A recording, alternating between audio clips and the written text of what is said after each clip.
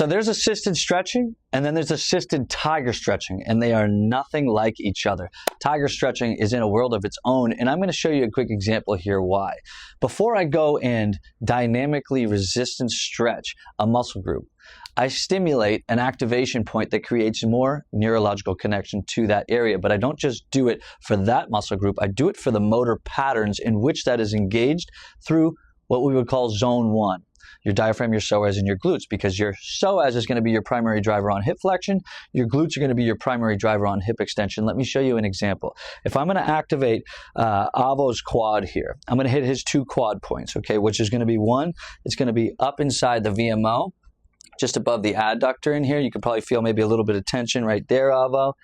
And I'm going to work this area, kind of light it up a little bit, have him take a couple deep breaths, maybe put 15, 30 seconds in. I'm also going to work up here in the posterior part of his pelvis, right at the top of the pelvic bone, right near the start of the QL here, behind the obliques. And I'm going to work this point, and I'm going to imagine creating space there and cutting that off. But I will only do this after I've already gone through zone 1, activated his glutes, and stretched and lengthened his glutes. Why is that? Because when I go to do the resistance stretch on the quad and I have him kick into my hand, I'm going to have him do that by first firing his glutes. So if this glute is relaxed and he's kicking, I don't want that. That is not ingraining proper motor patterns, or the strongest, most optimal motor patterns in that engagement pattern. And when we do engage the glute before we extend the quad, now we're getting repetitions. So we're not just engaging the right way and getting a stronger engagement, but we're ingraining proper motor patterns. We're teaching his body how to fire better through zone 1 with his glute as his primary driver of hip extension, right? So, for example, if I have Avo kick into my hand, I'm going to have him really squeeze through this glute before he kicks, right? And these are the warm-up reps, so he's going to drive my foot down, and that's just like doing a leg extension, which is why the leg extension machine, to me, is a little suboptimal. It can be a great tool, but there's better ways to do it, especially if you're focused on that knee extension, which usually follows hip extension and is usually driven by the glute when you're talking about zone 1. So squeeze that glute, kick the foot, a little bit harder, a little more money, good, relax, bring it back up. I do a couple of these reps where he starts to get that firing, and then I pause him here, good. Now we're at a point of deeper contraction. And this is where he'll stay engaged, and through an involuntary eccentric negative repetition, I'm going to take him in an arcing motion to length. And what that's going to do is just pull the tissue apart.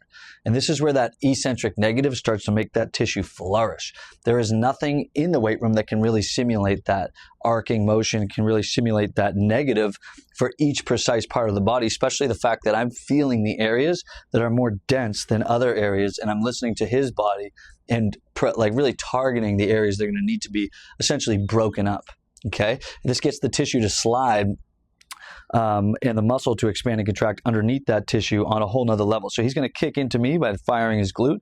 He's going to breathe in, he's going to breathe out. He's going to go a little bit less than that, a little bit lighter, yeah. And then I'm just going to, in an arcing motion, I'm going to be pulling this leg up and around.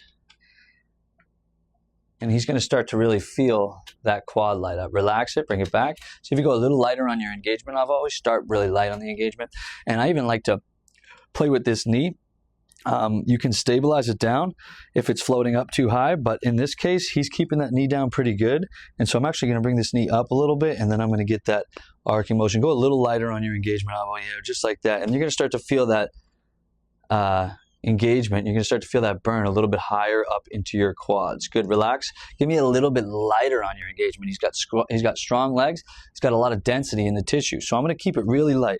Glute, quad, engage. Go even lighter. And right there, now I'm getting some good dynamic movement, some good density, and he's going to feel his quad light up and burn like crazy. Okay? And so I'm going to continue. And as I go in these repetitions, I'm going to start to go a little bit deeper in my ranges. And in this case, I would probably go in different meridians. So I get a little bit more lateral, a little more medial. And then I would start to lift the quad a little bit higher as I get a little more upper quad. And then after all of this is when I would go into a little bit deeper range stretching and static stretching. You feel a stretch on the quad there, Avo? Yep. Okay. And this is what you get when you have assisted stretching. There's no talk about firing patterns. There's no neurological connection. There's really no engagement. There's no method to the process. And I'm not trying to shit on that. It's just the surface level of what assisted stretching is. And it's completely different. And in this case, we're going to get the muscle tissue to flourish, pop, create a lot of strength and length. And we're going to do a lot of actual permanent healing because we're changing the internal experience because he's really engaged. Whereas with passive assisted stretching, you're really not going to create much change. It might feel really good in the moment, but you're really not going to create much healing or adaptation in the body. Follow this series on assisted tiger stretching if you want to learn more about bodywork.